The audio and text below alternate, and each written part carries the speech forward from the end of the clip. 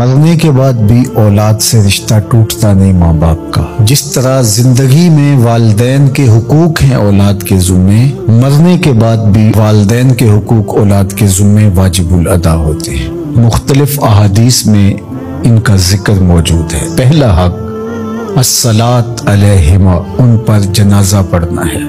تجہیز و تکفین تدفین اس کے زمرے میں آتی ہے۔ وہ اولاد خوش نصیب ہے جو اپنے ماں باپ کا یہ حق ادا کر پاتے ہیں، ورنہ ایسے بد نصیب لوگ بھی ہیں جنہیں جنازہ آتا نہیں ہوتا اور ساری زندگی لوگوں کے جنازوں میں جا کے رسم ادا کر کے آ جاتے ہیں، اور جب اپنے ماں باپ انتقال کر گئے تو یہ دھوکہ پھر ان کے ساتھ بھی انہیں کرنا ہوتا ہے۔ تو وہ کیا سوچ رہے ہوں گے کہ یہ ماں باپ کے مرنے کے بعد ان کا پہلا حق تھا جو ہم نے ادا نہیں کیا۔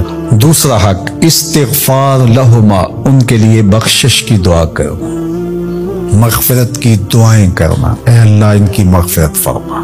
تو یہ بات ذہن میں رکھیے، جس طرح باپ کی ماں کی دعائیں اولاد کے حق میں قبول ہوتی ہیں، اس طرح اولاد کی دعائیں والدین کے حق میں قبول ہوتی ہیں۔ تو ان کے لیے استغفار کیا جائے۔ ایک شخص فوت ہوا اور اپنی بدعمالیوں کی وجہ سے قبر میں جکڑا گیا، تو بعد میں اچانک اس سے عذاب اٹھا لیا گیا کچھ عرصے کے بعد۔ تو بارگاہ عزدی میں عرض گزار ہوا، مالک میرے اعمال تو ایسے نہیں تھے کہ مجھے ان مشکلوں سے نکال کے کھڑکی کھول دی گئی جنت کی، تو کہا کہ تیرے مرنے کے بعد تیری بیوی کے ہاں جو بیٹا پیدا ہوا، تیرا بچہ پیدا ہوا، پھر اس نے اس کو پروان چڑھایا، اب وہ بولنے لگا اور اس کو وہ درس گاہ میں چھوڑ آئی، تو استاد نے اس کو پڑھایا، بیٹا پڑھو بسم اللہ الرحمن الرحیم، تو اس نے یہ پڑھا، مجھے شرم آئی کہ اس کا بیٹا مجھے رحمان الرحیم کہہ رہا ہے اور میں اس کو عذاب دوں۔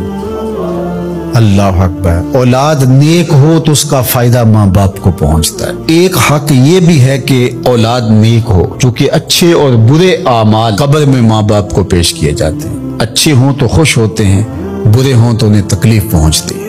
اس لیے ماں باپ کا مرنے کے بعد جو اولاد کے ذمے حق ہے، ان میں سے ایک حق یہ ہے کہ وہ نیک اور صالح ہوں تاکہ ان کو قبر میں راحت پہنچے۔ تیسرا حق ماں باپ کا جو اولاد کے ذمے ہے وہ